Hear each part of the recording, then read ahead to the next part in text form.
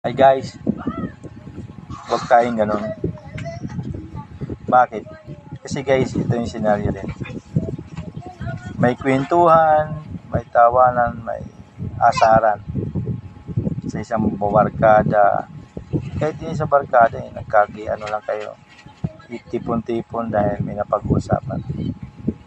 Huwag tayong ganun. Kung kailan mayroon dalawang both party, individual, nagkakasagutan din, nagkakanon sa biruan, gagatungan pa natin. Guys, hindi nyo ba alam yung panggagatong ato, pag-uudyok natin? Diyan nag-umpisa yung hindi pagkaunawa ng bawat isa. Diba? At pagka may nangyari na, mayroon nangyari na hindi maganda, tayo bigla tayo nawawala. Hindi man lang natin tulungan, ikaw ang nag-umpisa yung umpisa ng asaran, ikaw yung umpisa nung para kung bakit yung dalawang party, diba? Huwag tayong ganun.